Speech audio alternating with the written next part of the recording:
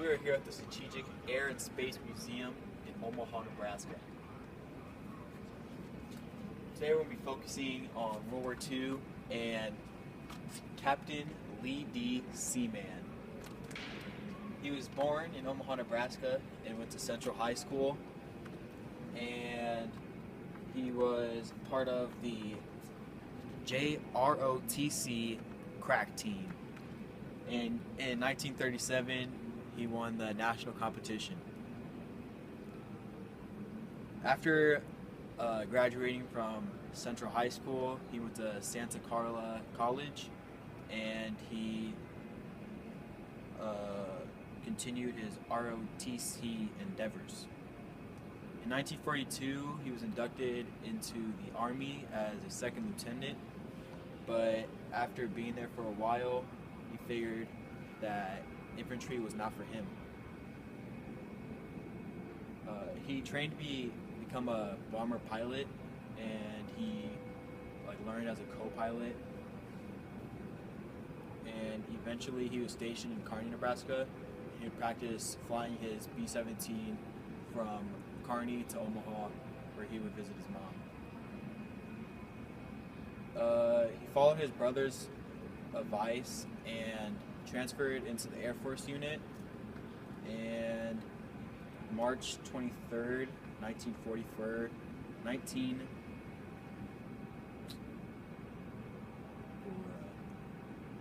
his first mission was January 14th, 1944, and on his 8th mission, on February 20th, he didn't fly because he was sick, and that happened to be the mission where his crew got shot down and he got a new crew. On March 23rd, 1944, his aircraft was hit and they lost 2 engines, and they escaped the Germans by flying up higher into the clouds. And they're rescued by a crew of HMS 515s, and they made it back to England safely. And on June 21st, 1944, he was on a shuttle bombing mission, and it was very deep into Germany, so he couldn't make it back to England. And so he had to land in Russia, and Germans made a lot of bombing runs over Russia to try to destroy the B-17s.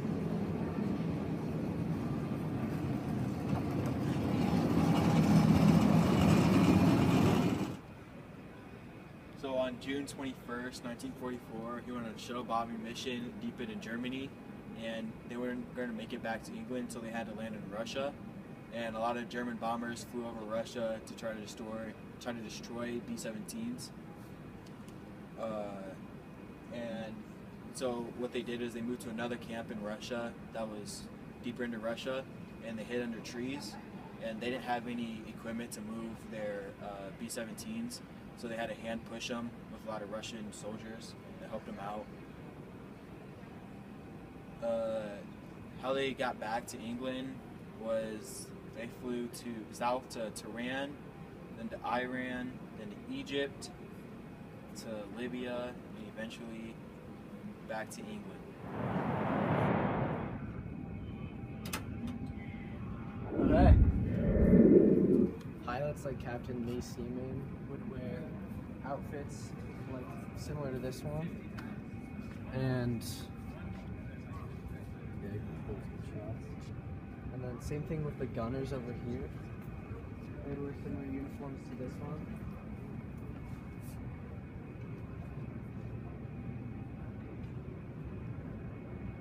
And I'd say pretty much all the main bombers were B-17s at this time, and the B in B-17 stands for bomber, and there are many different versions of it. There's 9 of them, and these were all the prototypes right here, and the only prototype that came out that they used was the B-17G, also known as the Flying Fortress, and there were 12,731 B-17s built between 1935 and 1945.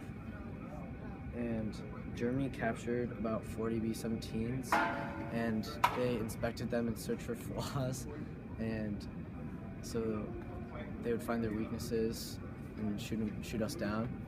So the U.S. put German symbols on there, so we would be in disguise. Yes. And on a B-17G, there's always 10 crew: pilot, co-pilot, navigator, bombardier, radio operator, top turret gunner, right waist gunner, left waist gunner, ball turret, and tail gunner. And Lee was the captain and the pilot of the crew. And this man right here, Ed Snodgrass, he was either the tail gunner or the waist gunner. And he was also from Nebraska, like Lee, and he was from Brock, Nebraska, and he went to Brock High School. And unlike seamen flying the plane, like I said, he was the gunner. And so yeah, let's show us our B-17 over here. Here is the right waist gunner, and on the other side is the left waist gunner. So we go around here.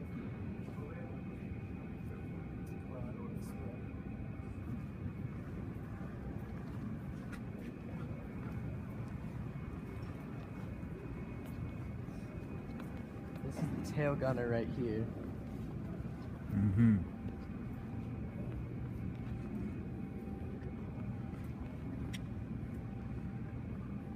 And you have the top gunner up there.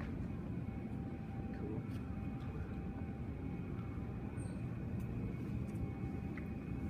And then at the bottom is the ball turret gunner. And obviously the pilot and co-pilot at the top. And so on and so on.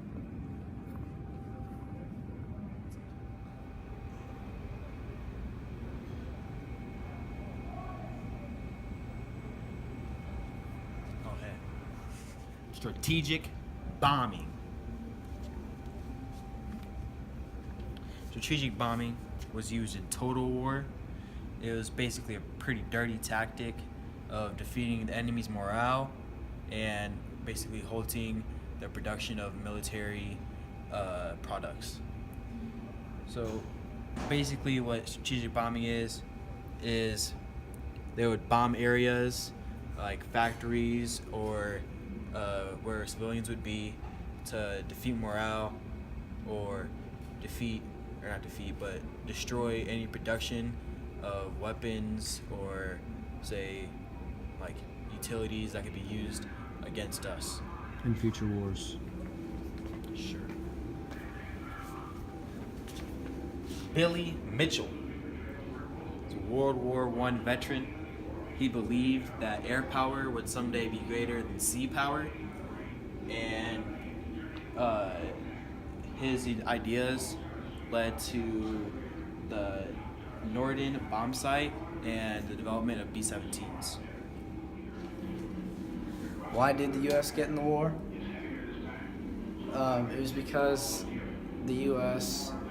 Issued an oil embargo on Japan, which really pissed them off, and that brought the threat of war closer to us. And on December 7th, 1941, Japan attacked Pearl Harbor, destroying 19 naval ships, a total of 2,403 Americans, including 68 civilians, were killed.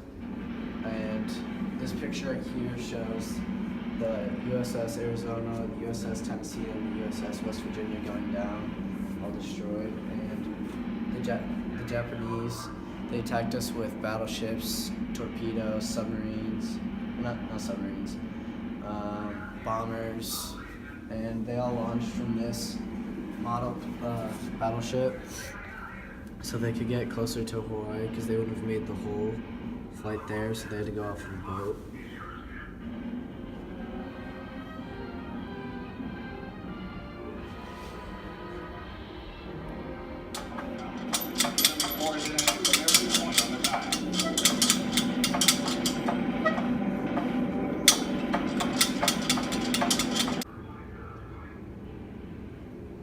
On August 6, 1945, the U.S. dropped an atomic bomb on Hiroshima. The blast caused casualties ranging from about 90,000 to 130,000. And 3 days later, on August 9th, they dropped a bomb on Nagasaki, which estimated 39,000 to 80,000 killed. And 6 days later, on August 15th, Japan surrendered to the U.S. and the war was ended.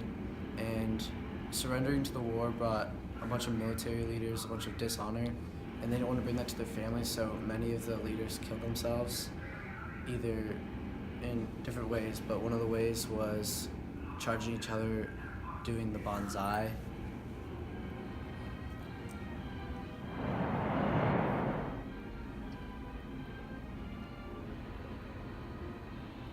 After World War II, there was a lot of investigations in other countries, and in Japan we found out that between 1937 and 1945 there were 3 to 10 million people murdered, and the Nanking massacre of 1937 through 1938 was the Japanese army murdered 300,000 prisoners of war.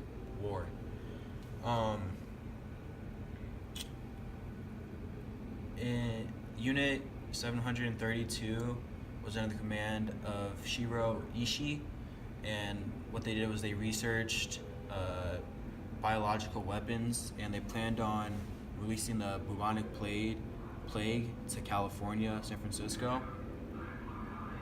And the Japanese were very harsh with prisoners of war, especially American pilots, which sometimes would be beheaded, as you can see in this picture up here. They would do a lot of torture. One way they would murder prisoners of war would be drowning them by tying 5-gallon